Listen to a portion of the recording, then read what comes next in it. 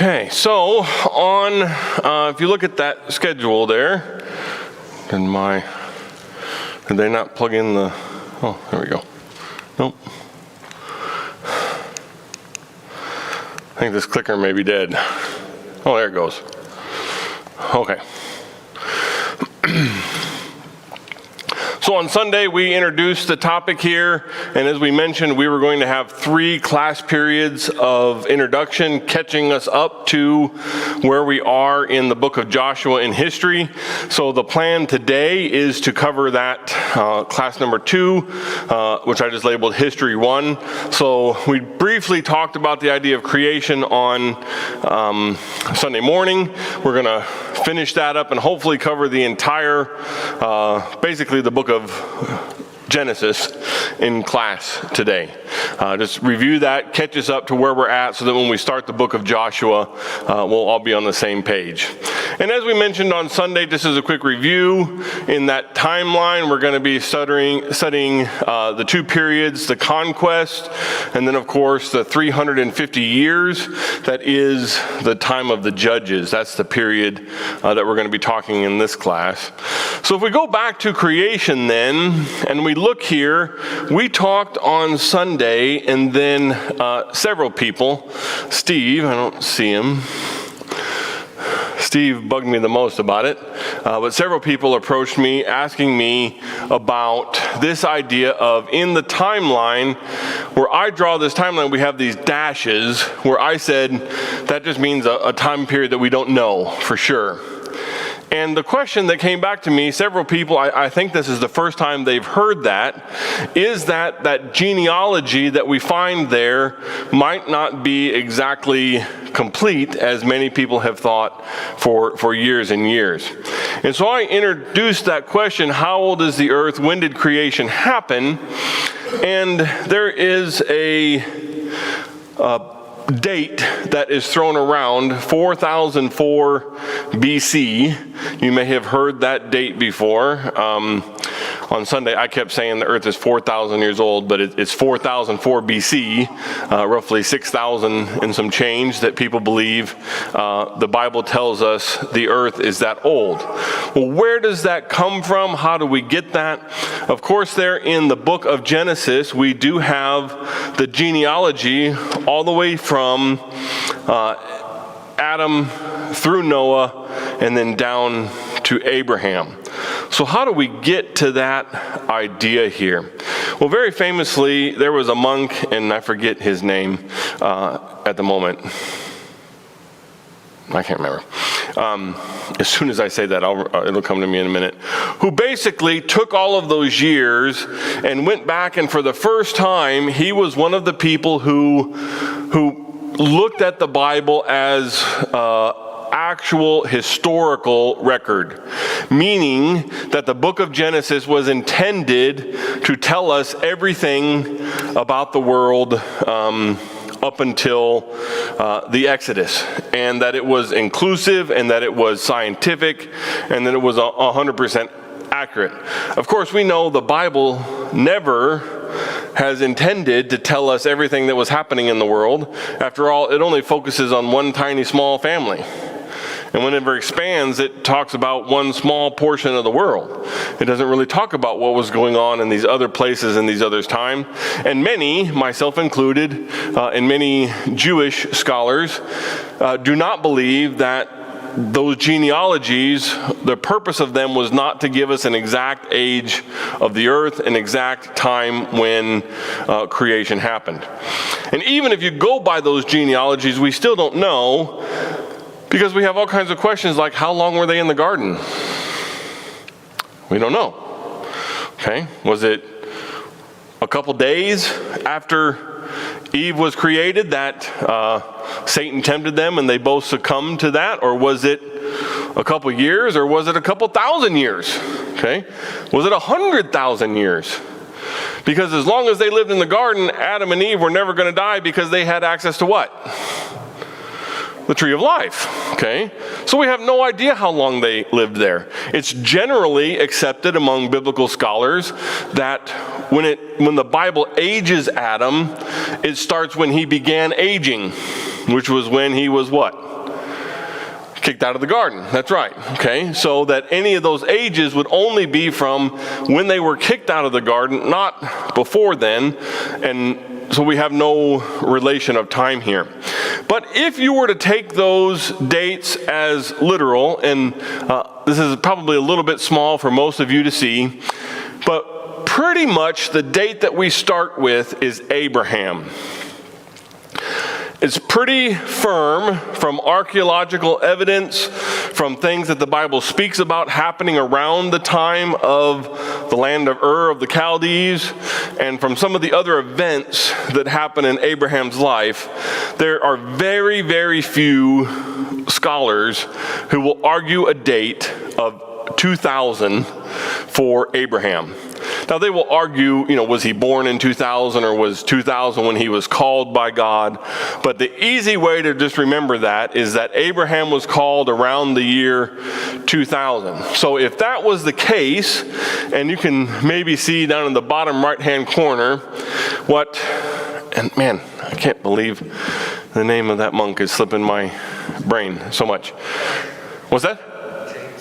Usher, that's right, Usher.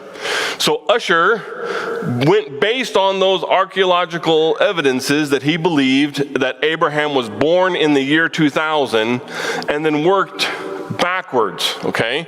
So what you'll see, those numbers at the top, you'll see if he was at 2000 and then you add all of those ages of people before so-and-so had a son and how long it was before that person had a son, that genealogy is listed there would take you back from 2000 to 4004 BC. And that is why many people believe, and it could very well be, I don't know one way or the other. I tend to not think so, just based on my study of Scripture and the purpose of these genealogies. God never intended it as a scientific manual, right? It was intended to tell the story of a family. But if those dates are, I don't want to say if those dates are accurate. I believe those numbers are accurate, but if they're not skipping generations in there, like many scholars believe, then that would mean that Adam and Eve were kicked out of the garden at 4004 BC. Okay? So that's what those dates mean, and when people talk about a young earth being 6,000 years old instead of 6 billion years old, or however old people think it is now, that's where that comes from, is this idea that if we use those genealogies as accurate dates and an unbroken line of father to son, father to son, father to son, then that would mean that Adam's recorded story starts in 4004 BC. However, the biggest important part of the book of Genesis in regards to Adam is not how old he was when he was kicked out of the garden, or even, ideally, the fact that he was kicked out of the garden. The key portion there is that in Genesis chapter 3, when man sins and when man falls short of the only rule that we know of that God had given them, God, along with the punishments that he hands down to Eve, to Adam, and to the serpent there, he also delivers this messianic prophecy. It's delivered as part of the curse to the serpent, where he says, the seed of the woman one day will rise and will crush your head, and you will bruise his heel. Again, that is the idea there of delivering that final crushing blow with the heel of your foot, is what that imagery brings up. So really, from this point, that first messianic promise is where we begin the theme of the Bible, which is the reconciliation of God and man. Sometimes otherwise worded as salvation from sin. But in reality, what's the purpose of salvation from sin? Why does God want to redeem us from that sin? So that that relationship can be brought back together. So I believe the best way to really say, or to lay out what is the overall theme of the Bible, is that reconciliation of that relationship. In the beginning, when God created the heavens and the earth and put Adam in the garden, and he was able to, and it says the Spirit of the Lord walked through the garden, and Adam and Eve were actually able to be in his presence in some shape or form. It was perfect. It was good. In fact, it was very good, Genesis tells us. But then man messed up. And so the whole rest of the Bible is working on that reconciliation there. So what happened after the garden then? In the book of Genesis, really we see, again, this somewhat, I have it marked here as a gap in time.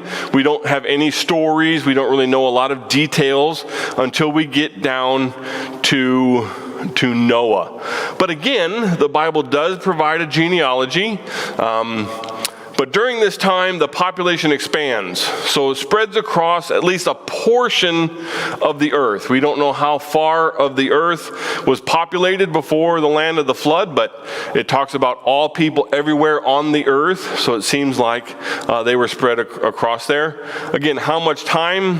We don't know. How many people? We don't really know. How much land did they cover when they were asked to leave the garden? We have no idea, okay, about all those things happened. We're just not told because that was not an important detail God saw fit to give us. I have to tell you, and many of you have probably heard me say this before, I don't know which is a greater desire for me when we talk about getting to heaven. Is it avoiding punishment, or is it getting to ask my questions of, okay, what happened now, tell me? All those things that I wish I knew the answer to, I'm hoping God will tell me one day. Of course, I may not care at that point, but anyway, I digress. So the next story we have then, after them leaving the garden, we find here in Genesis chapter 5, and I just picked a few verses here. The law saw that the wickedness of man was great in the earth, and every intention of the thoughts of his heart only was evil continually. And the Lord regretted that he had made man on the earth, and it grieved him to his heart. So without any kind of law, without any kind of direction, at least, again, that we know about, right? What did God tell them when they left the garden? Well, be fruitful and multiply and still tend the earth. Even though it's going to now fight you, it's still your job. But what other rules did they have? Well, we don't know. Okay? But it was enough that they had turned completely to wickedness. However, we are told that Noah was a righteous man, blameless in his generation, and Noah walked with God. So, of course, God then commanded him to build the earth. And, we find in the New Testament that he actually preached to people during that time when he was building the ark here. However, we get to the point where in Genesis chapter 7, verses 5 through 7, and Noah did all that the Lord had commanded him. Noah was 600 years old when the flood waters came upon the earth. And Noah and his sons and his wife and his sons' wives with him went into the ark to escape the waters of the flood. Okay? So, very famous story. The animals come, they get on this great big boat that Noah had built, and the rains come, and also the waters from underneath the earth open up so that there is a worldwide flood here. So, of course, this is a story that we tell all the way down to the youngest kids. They learn this story of the flood. And so, how long did the flood last? This is a question I bet most of you are going to get wrong. The easy answer, the easy question is, how long did it rain? 40 days and 40 nights. If you have a number question about the Bible, there's 3 numbers you should pick. 3, 7, or 40. It's probably going to be one of those numbers. But it did rain for 40 days and nights. But as far as how long the flood actually lasted, it only rained for 40 days and the water from underneath opened up. But it was another 150 days before the water even started going down. Many people kind of overlook that fact. So we're now 190 days they have been in the ark before the water even begins to recede. Now, of course, the ark finally does bump against something and comes to rest. Anybody know? Comes to rest where? Mount Ararat, that's right. Okay, so where is Mount Ararat? If we were to look at this picture of the Mediterranean basin and also into the Middle East a little bit, Mount Ararat is just outside of modern-day Turkey, up kind of close to the Black Sea up there is where we would find Mount Ararat. Now, of course, I just draw this great big circle up there because guess what? We don't know which one it was, right? We have no clue which actual mountain peak it was. Not only has the geography of the earth continued to change since the flood receded, but also those names are long since gone, so we don't really know where it was, other than it was up in that general area close to the beginning of the Euphrates River up there. Now, they're in the ark, and it comes to rest. So what method, and this is again where often we talk about the Bible stories, and I think we get this wrong because of what we learned in Bible class, but what method did Noah use to determine when it was safe to leave the ark? What does every kid know? Sent out birds, exactly, okay?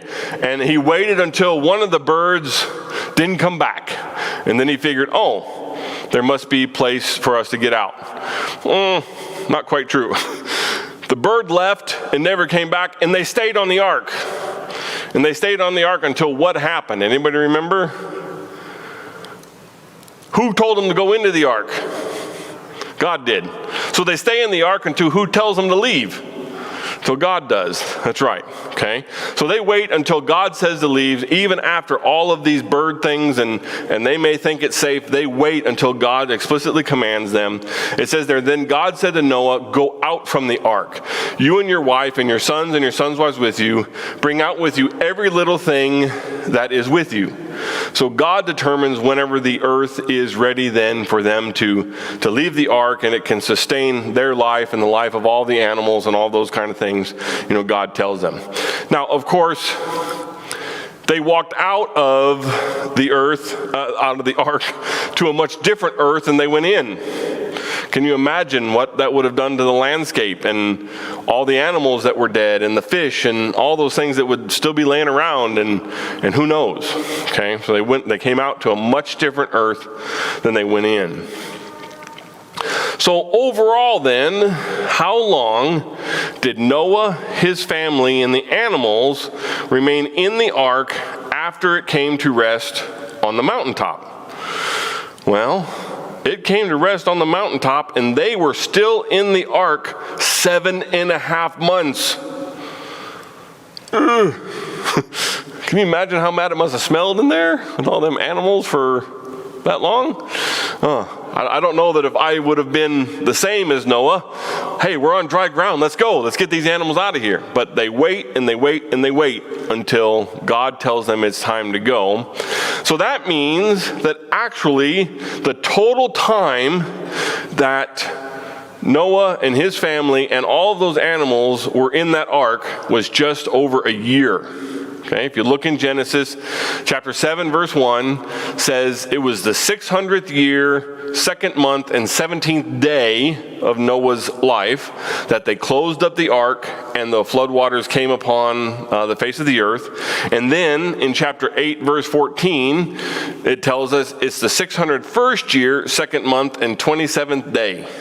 So 1 year and 10 days they were in that boat. Man, that's a long time. I did not realize that until the first time I had to teach this history as an adult. Okay, we tend to think of 40 days. But it was a year that they were on that boat. Okay, any questions or comments about Noah and the flood? There is an interesting thing when they get off the boat because of how the earth has changed and how things have changed on the planet. People start to die a lot sooner. Nobody lives 600 years and things like that, except for Methuselah, who lives later. But nobody really stays that long anymore. Okay? It just doesn't happen. People start to die quicker after the ark. Also, when they get off of the ark, we have the first commandment that it's okay for Noah and his family to do what? Anybody know? Prior to this, they may have been vegan. Eat animals. Okay? We don't know if they ate animals before or not, but when they get off the ark, God says, now all flesh is available for you. Go and eat it. Where before, apparently, they didn't do it. And some people believe that even the animals didn't eat each other before that. I don't know how that's quite true, but some people think it extends to that. So again, we have time passing. So from when the flood happened and they get out of the ark until the next event we have is this story of the Tower of Babel. And again, how much time passes here, we're not really sure. There is some genealogy, which we'll cover in just a moment here. So the population does expand. However, unlike what we would think, where if you think about even in our history of the U.S. and as spotted as some of the things that happened during this expansion, pretty much as soon as people started multiplying like crazy in the U.S., what happened? We went and spread out everywhere. Everywhere we could, people went and spread out. So you would think that after all that time being cooped up in the boat, they would spread out all over the place, but they don't. They actually don't spread across all of the earth. They pretty much stick together. They stay clumped together despite what God says about now leave the boat and go and repopulate the earth. They all kind of hang out. Now we don't know how long it was, but it doesn't seem like a very long time. Okay? Well, why not? Why do we think that it really wasn't a terribly long time here? Okay? So first of all, we know that they landed at Mount Ararat, up near this region of the geography here. And then whenever we get to the Tower of Babel, everybody is living in a place called, anybody remember? It starts with an S. The plains of Shinar, okay, is where the Tower of Babel is going to be, which is down very close to where Babylon's going to be, where Ur, that Abraham is going to leave from, is going to be. Definitely part of this Fertile Crescent that any archaeological student will tell you, where do our earliest artifacts and things of human life come from? Well, right there. Okay, so they were staying there around this time, this area of Shinar, which is only about 400 miles. So they didn't really go very far. It seems like they came down off the mountain, found this very fertile valley in between the two rivers there, and followed those rivers down close to where they went to the sea, and then kind of stuck there. So much so that, of course, the people wanted to build this tower. And they wanted to build this tower for two reasons. Anybody remember those two reasons that they wanted to build the tower? Okay, they wanted to build a tower to reach into the heavens, but what was the purpose? They didn't say we want to reach the heavens, we want to, we don't want to disperse, we want to keep from, that's what you said, right? Okay. We don't want to keep from being scattered, and they also wanted to, it says, to make a name for themselves. It was a pride thing. We want to build this humongous tower, and the idea was that as long as you can see this tower, what can you always do? Find your way home. Okay? So as long as everybody stays within this place where we can see this tower, we're not going to be scattered, we're not going to lose our family members, and so they make this commitment as a people, we're going to build this tower, and we're all going to stay right here, which of course is not what God wanted them to do. So God then took two actions in resolution to this. Of course, it's called the Tower of Babel because of the most well-known consequence that God gave them, which was what? That's right. Confused their language. That's right. Okay. Confused their speech. So now there were whole groups who couldn't understand each other. This is, I believe, the root of our many, many, many languages that we have across the planet.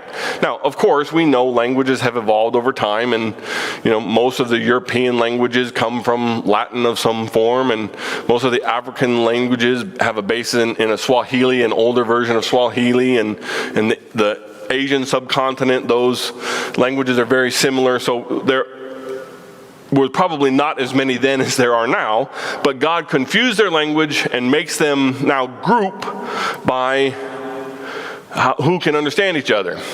And then, if you ask me, it's the first time Star Trek is introduced into the world, because it says he scattered them across the face of all the earth.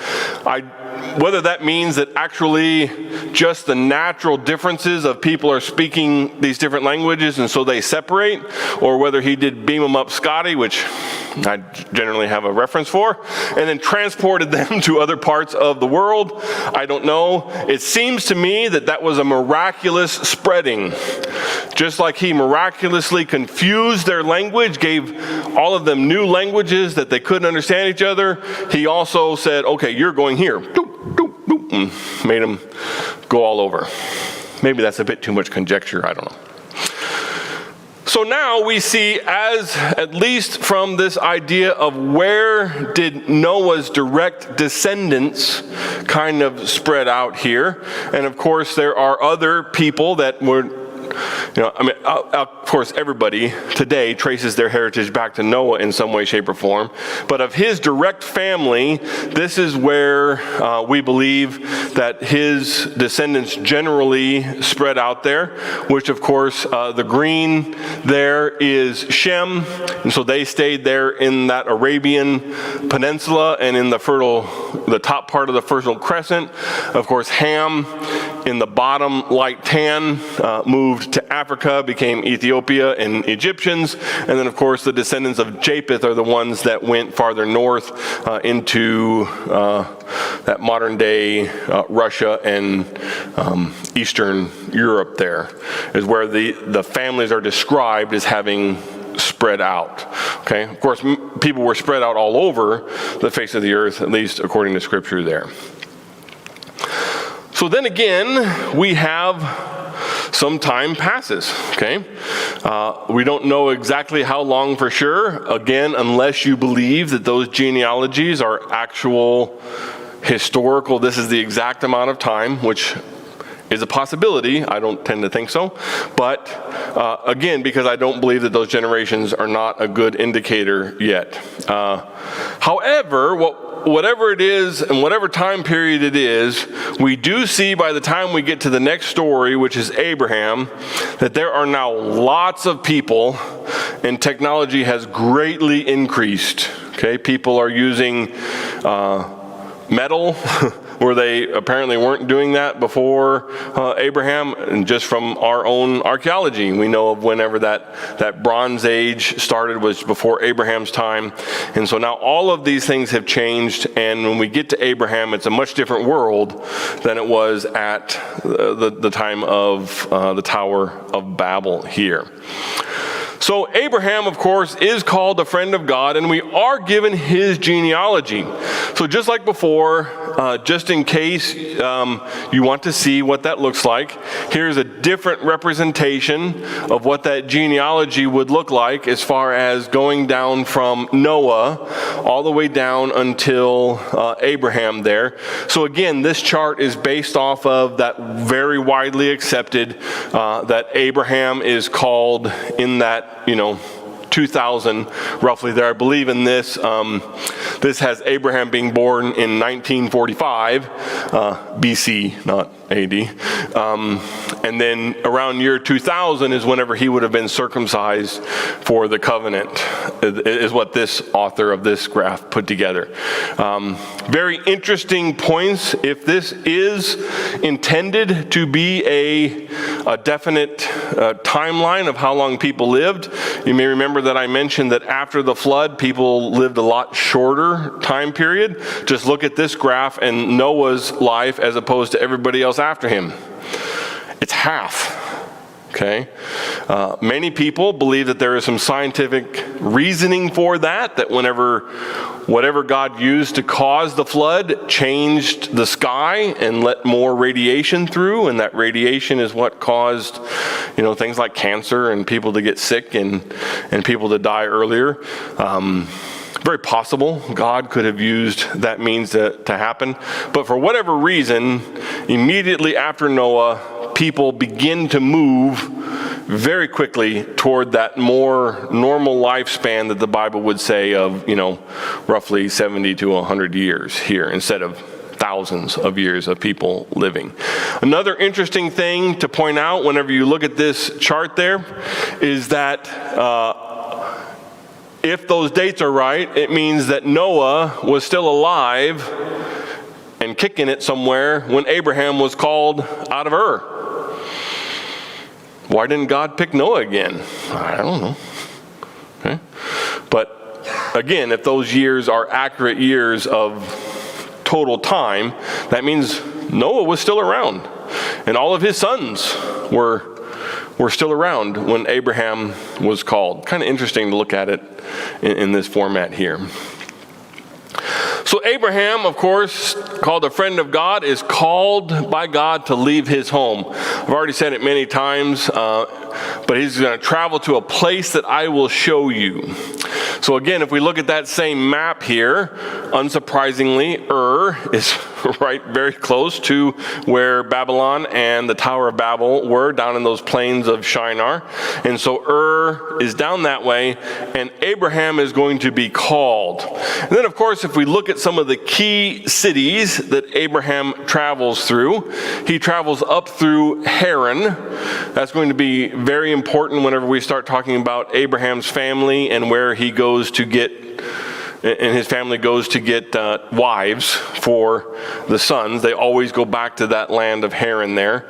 He's going to travel through Shechem and Bethel. They're really close together. Some even believe at this time frame it may have been the same city. It's called Shechem when he passes through once. When he comes back the other way, it's called Bethel. But either way, even the maps that show them as separate, they're within 20 miles of each other or so.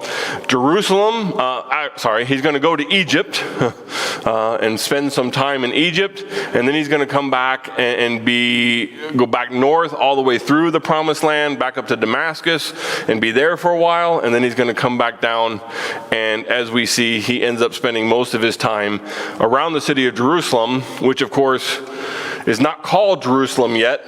Anybody know what it's called during the time of Abraham? Salem, that's right, okay. So why is Abraham such an interesting character when we look at him in the Old Testament? I think that in the modern day, if you do not know who Abraham is, then probably you are not very religious at all. Because believe it or not, close to 80%, maybe even as close to 90% by some estimates, of the world's population will claim a religious tie to Abraham. Okay, how is that the truth? Well, Abraham really becomes the father of three modern day religions. Of course, one of the religions which God kind of ended, but people have since kept, because it is not only a religion, but also a very cultural and tied to who those people are the Jews, right? So obviously Judaism is going to be one of those three religions that would most definitely make their claim back to Father Abraham as the source of them being a nation of Jews there. And then, of course, us as Christians, we're told by Paul in both the Corinthians and the Romans letters that we are inheritors of the promise, and the promise to who? Promise to Abraham. Okay, so Christianity, of course, traces its roots back through Abraham, and those promises to Abraham we'll talk about in just a minute.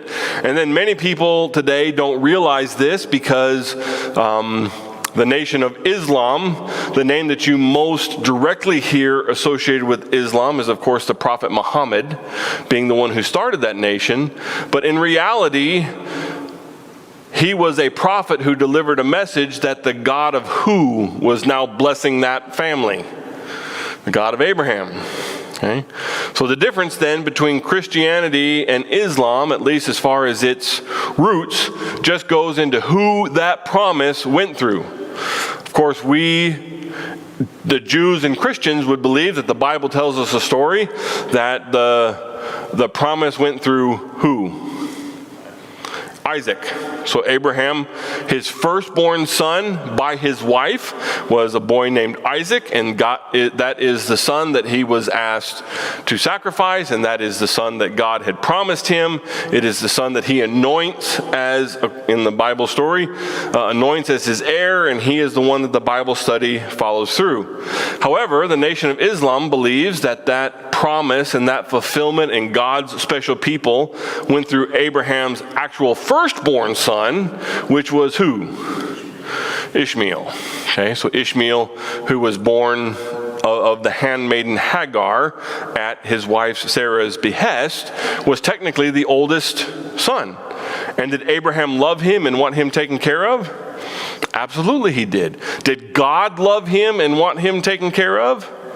Absolutely he did. He promised both Abraham and Hagar, don't worry, I'm going to take care of Ishmael and his descendants, and they're going to be great nations, and I'm going to watch over him and his people. Okay, so even in the Bible, we would find that God had a special place in his heart for Ishmael and his descendants. But as part of all of this, we've mentioned it several times, but we can't talk about Abraham. We're talking about another one of those 5 key passages of the entire Old Testament, and we find that in Genesis chapter 12, the promise to Abraham. And what's so interesting about this is this really starts what we tend to call, if you study history, the pre-Christ period. Before this, the world was really just dealing with the post-Adam effects. Adam entered the world and there's sin, and God made some kind of promise, not really to man, but he made a promise to the serpent that at some point the seed of the woman is going to come and he's going to do this terrible damage and ultimately kill or remove the serpent there. And so up until this point, the world has just kind of been reeling with those effects. Sin is rampant. It gets very rampant at certain points. But now all of a sudden we're going to get this promise to Abraham, is God is going to pick out a specific man and his family through which he is going to give the rest of the world, even though most of them don't know it at the time, something to look forward to. There now is hope that is introduced in this promise to Abraham. And of course, the promise to Abraham was made up of 5 key elements. If you have never heard this before, I would be surprised, but the 5 key elements of the promise to Abraham. 1, he's taken up on a mountain and he's said, look everywhere you can see. All of that land that you can see is going to become an inheritance for your family. It never happens in Abraham's time. It's not actually fulfilled until who actually takes all of it? No, not even Joshua fully to David. That's correct. Joshua does most of it, but it is not until David takes over and he actually finally does what Joshua and his people are supposed to do, which is kick most everybody out, that really they take possession of that entire land. Then, of course, Solomon makes it even bigger, right? He doubles roughly the size of their empire, but it's really not until David that the promise of land is completely fulfilled. He's told he's going to have a great name, which obviously here we are 4,000 years later, still talking about Abraham. He definitely has that. That his family was going to become a great nation. That is fulfilled in the United Kingdom. And then, of course, again, later. The blessings and the cursings were part of this promise to Abraham. Whoever is good to you, I'll be good to them people. Whoever curses you and tries to hurt you, God says, don't worry about it. I'm going to take care of them. Okay? So he is given some very special protection here, which we see happen all throughout Abraham's life. And then, of course, the 5th element, which is only introduced in a second reiteration of these promises. The first time God makes this promise to Abraham, he only includes the first 4. The second time when he re-enumerates this, he also adds this 5th element, which is in the 2nd, 3rd, and 4th telling of the promise, which is that through the seed of Abraham, all families of the earth will be blessed. I don't know why that says blesses. It's spell type. Okay.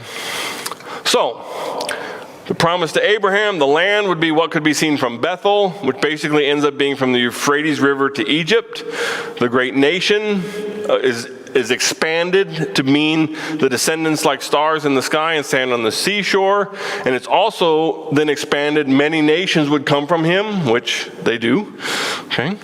A great name, kings would come from him, the blessings and cursings we already talked about. And then, of course, that through all families of the earth, that there was a promise that it says here all the way back in the beginning of Genesis would be an everlasting covenant with his descendants. So not something that would only encompass this earth, but would be an everlasting covenant. Okay? This is a lot of history to get through. We only got 3 minutes. So the promise to Abraham, this expansion of the promise is so important in Genesis chapter 17:7. We find that expansion because that is where we find this idea of through Abraham, all nations of the earth will be blessed. And of course, can you think of any New Testament verses that rely on this part of the promise? Of course, Romans, where it says we're going to be the inheritors. And in Galatians, is mentioned a couple times that we will be sons of Abraham there. We're not going to take the time to read that. We're almost out of time here. So if we look at Abraham's family tree here, of course, his father was Terah, and his brother was Haran, and so that's where a lot of the family is going to go back to, and Nahor. And then, of course, Abraham marries Sarah there, has a sister named Sarah, who also may be that same Sarah down there. They may very well have been half brother and sister. We're not 100% sure. But the promise is going to follow through these generations. Isaac was the son of promise despite being the second son. Remember, Ishmael was actually the oldest. And a portion of this promise is repeated to Isaac. In Genesis chapter 26, verses 1 through 5, these 3 elements of the promise are given to Isaac. Great land, great multitude, and all families of the earth will be blessed. Then, of course, Isaac's son Jacob, who again is the son of promise despite being the what? The second son. Okay, so again, it becomes the name of the nation, actually. His name is changed to Israel, and they become Israelites here. And then all elements of those promises are repeated to Jacob. All 5 of them are repeated to Jacob, and his name, of course, then is changed to Israel. Jacob has a whole bunch of kids by 4 different women, Reuben, Simeon, Levi, Judah, blah, blah, blah. We know these, okay? And just the different colors there represent the different women that he had those children by. And so, of course, some of these children are very special.